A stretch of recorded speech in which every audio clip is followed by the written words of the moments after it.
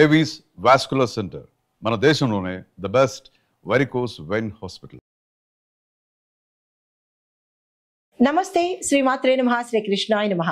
మిథున రాశి, ఈ రాశి వారికి ఈ మాసంలో అనగా సెప్టెంబర్ మాసంలో భాద్రపద మాసంలో మనకి కుటుంబంలో మంచి సుఖము, స్త్రీ వల్ల సౌఖ్యము అనగా మీ ఇంట్లో తల్లి వల్ల కావచ్చు, భార్య వల్ల కావచ్చు, సోదర సోదరీల వల్ల కావచ్చు, ఆరోగ్యము, క్రయ విక్రయాలలో లాభాలు, దీంతో పాటుగా అధిక శ్రమ కొంచెం చేయవలసిన పరిస్థితి ఏర్పడుతుంది.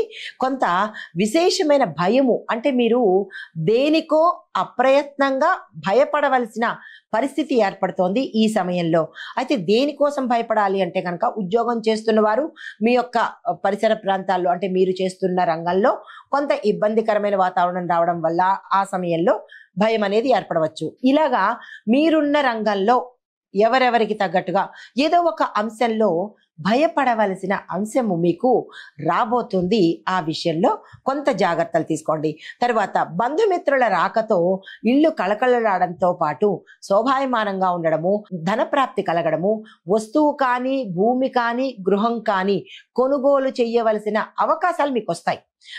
అది ఏ రకంగా, అంతవరకు నేనేం కొంటాను, నేనేం కొనగలను, నాకేముంది అని అనుకున్న వాళ్ళకి సడన్ గా కొనగలిగే స్తోమత రావడం కావచ్చు, లేదా కొనే అవకాశం కూడా వచ్చే దిశ కనబడుతోంది.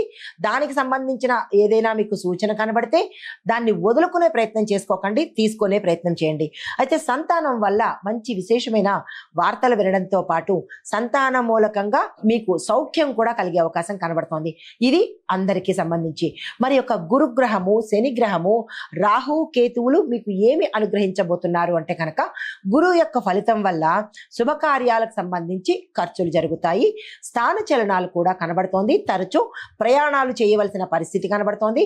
ఆర్థికంగా కొంత ఇబ్బందికరమైన వాతావరణము, అంటే చేతిలో డబ్బులు ఆడనటువంటి పరిస్థితి ఈ మాసంలో గోచరిస్తోంది.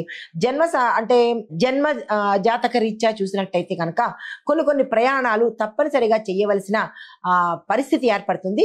ప్రయాణాలు కూడా మీకు లాభాన్ని ఇచ్చి పెడతాయి.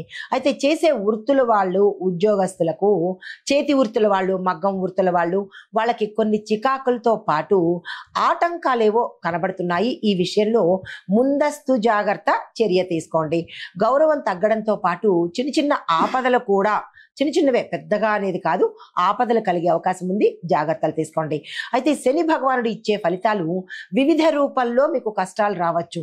కష్టాలు అంటే పెద్దగా కష్టాలు కాకపోయినప్పటికీ, అనుకున్న పని కాకపోతే కష్టమే కదా, రావాల్సిన సొమ్ము చేతికి రాకపోతే కష్టమే కదా, ఇలాంటి చిన్న కష్టాలను మీకు అందివ్వబోతున్నాడు.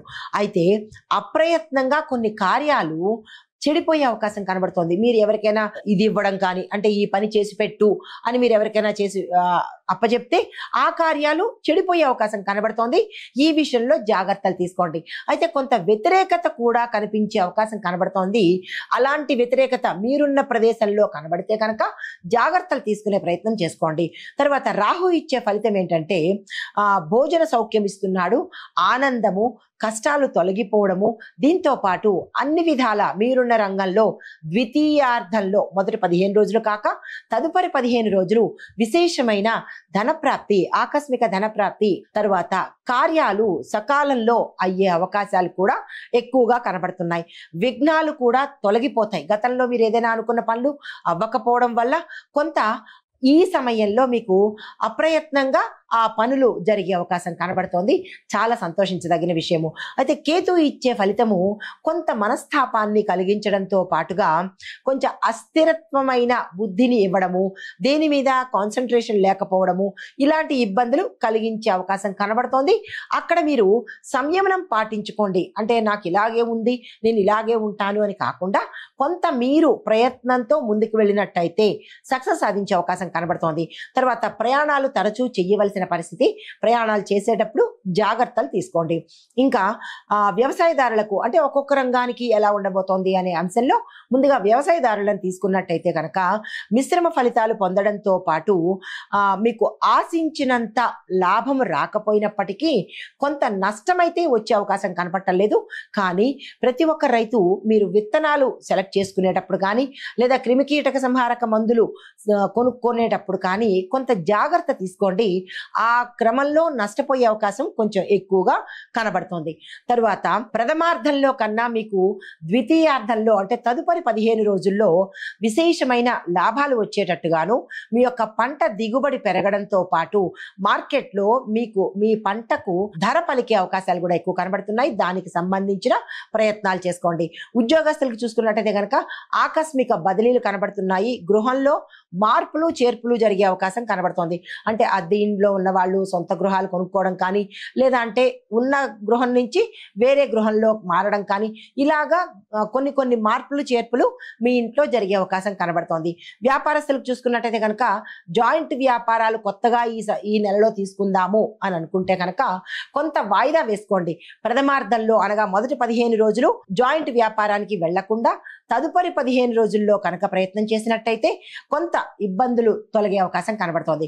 అయితే సరుకులు నిల్వ చేసుకునే వాళ్ళకి మాత్రము అంటే గిడ్డంగి వ్యాపారులకు విశేషమైన లాభాలు కనిపించే అవకాశం కనబడుతోంది. మిగతా వ్యాపారులకు అంటే ఇనుము, పత్తి, వస్త్రము, ప్లాస్టిక్, తర్వాత రిపేర్లు చేసే వ్యాపారాలు అంటే స్పేర్ పార్ట్స్, ఇలాంటి వ్యాపారాలు చేసే వాళ్లకు మీరు ఊహించిన దానికన్నా ఎక్కువ లాభాలు వచ్చే అవకాశం కనబడుతోంది శని భగవానుడి వల్ల.